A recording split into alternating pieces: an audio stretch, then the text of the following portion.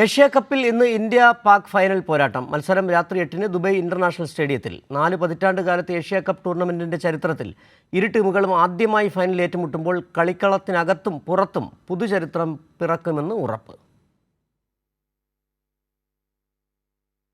വിവരങ്ങളുമായി ഇപ്പോൾ AP Sajisha news ഡെസ്കിൽ നിന്ന് ചേരുന്നു. സജിഷ, ഈ ഫൈനലിൻ്റെ ഏറ്റവും വലിയ പ്രത്യേകത പറയുന്നത് പോലെ തന്നെയാണ് 40 വർഷത്തിന് ശേഷം ഇരു ടീമുകളും ഫൈനലിൽ ആദ്യമായി ഏറ്റുമുട്ടുന്നു എന്നുള്ളത് തന്നെയാണ്. എന്താണ് മറ്റ് പ്രത്യേകതകൾ ഇന്നത്തെ ഈ കളിയുമായി ഫൈനലുമായി ബന്ധപ്പെട്ട് പറയാൻ കഴിയുന്നത്? സിജു ചോദിച്ചതുപോലെ തന്നെ ചരിത്ര ഫൈനലിലേക്ക് ഉറ്റുനോക്കുകയാണ് ഇന്ത്യയുടെ ക്രിക്കറ്റ് ലോകം, കായിക ലോകം ഉറ്റുനോക്കിക്കൊണ്ടിരിക്കുകയാണ്. കാരണം വിവാദങ്ങൾക്കിടയിലാണ് ഇപ്പോൾ ഏഷ്യ കപ്പ് ടൂർണമെൻറ്റിൽ ഇന്ത്യയും പാകിസ്ഥാനും തമ്മിൽ ഏറ്റുമുട്ടുന്നത്. നേരത്തെ ചോദിച്ചതുപോലെ തന്നെ ചരിത്ര ഫൈനൽ തന്നെയാണ്. ഇത്രയും വർഷത്തെ ചരിത്രത്തിൽ ആദ്യമായിട്ടാണ് ഫൈനലിൽ ചിരവൈരികളായ ഇന്ത്യയും പാകിസ്ഥാനും ഏറ്റുമുട്ടുന്നത്. പക്ഷേ ഇന്ത്യ 9ാമത്തെ കിരീടം തേടിയിട്ടാണ്, ഏഷ്യ കപ്പ് ടൂർണമെൻറ്റിൽ 9ാമത്തെ കിരീടം തേടിയിട്ടാണ് ഇപ്പോൾ ഇന്ത്യ ഇറങ്ങുന്നത്. പാകിസ്ഥാനാണെങ്കിൽ 3ാം കിരീടം തേടിയിട്ടാണ് പാകിസ്ഥാനും ഇറങ്ങുന്നത്. മുമ്പ് 8 തവണ ഇന്ത്യ ക്രിക്കറ്റ് കിരീടം നേടിയിട്ടുണ്ട് ഏഷ്യ കപ്പിൽ. ഈ പാകിസ്ഥാനാണെങ്കിലും കിരീടം സംതൃപ്തമാക്കിയിട്ടുണ്ട് 2 തവണ.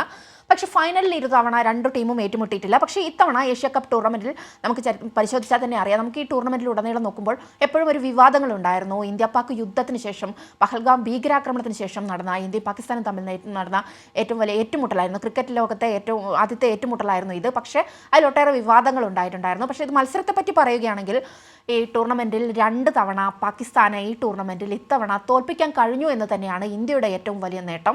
ഇന്ത്യയുടെ ബാറ്റിംഗ് നിരയാണെങ്കിലും ബൗളിംഗ് നിരയാണെങ്കിലും മികവ് തെളിയിച്ചിട്ടാണ്.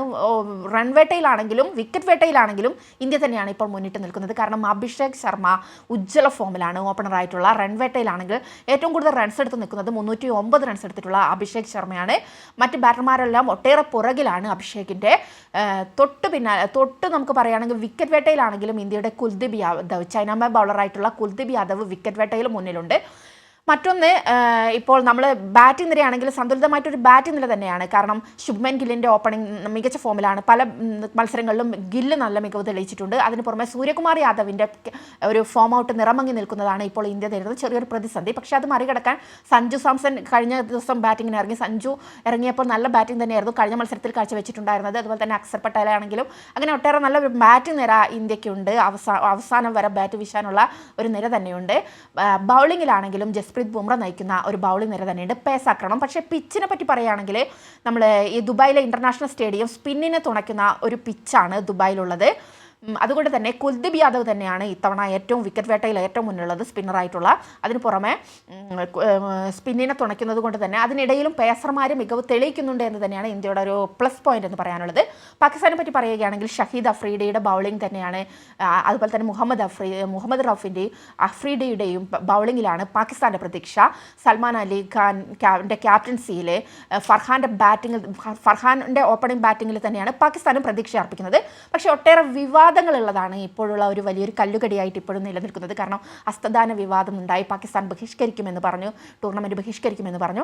അങ്ങനെ ഒട്ടേറെ വിവാദങ്ങളിലൂടെ തന്നെയാണ് ഇപ്പോൾ ഇന്ത്യ പാകിസ്ഥാൻ അവസാനം ഒടുവിൽ എല്ലാ മത്സരങ്ങളും ജയിച്ചാണ്, ടൂർണമെൻറ്റിലെ എല്ലാ മത്സരങ്ങളും ജയിച്ചാണ് ഈ ഇന്ത്യ ഫൈനലിലെത്തിയത് എന്നാണ് ഏറ്റവും ആവേശം പകരുന്നത്.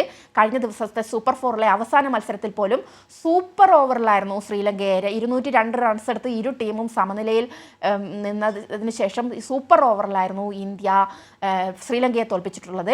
അങ്ങനെ ഒരു മികവ് നോക്കുകയാണെങ്കിൽ ഇപ്പോൾ പാകിസ്ഥാൻ്റെ മുകളിൽ തന്നെ ഒരു ആധിപത്യം ഇന്ത്യക്കുണ്ട്. അത് തന്നെയാണ് ഇന്ത്യക്ക്. ശരി, സജിഷയാണ് ന്യൂസ് ഡെസ്കിൽ നിന്നുള്ള വിവരങ്ങൾ നൽകിയത്. ഏതായാലും ഏഷ്യ കപ്പിലെ ഫൈനൽ പോരാട്ടം ഇന്ത്യയും പാകിസ്ഥാനും ഇന്ന് നടക്കുകയാണ്. ഇന്ത്യക്ക് പാകിസ്ഥാന് മുകളിൽ ഒരു മേധാവിത്വം സ്ഥാപിക്കാൻ ഇന്ത്യക്ക് കഴിയും. അത്ര ഫോമിലാണ് ഇന്ത്യ എന്നുള്ള വിവരങ്ങളാണ് സജിഷ പങ്കുവച്ചത്.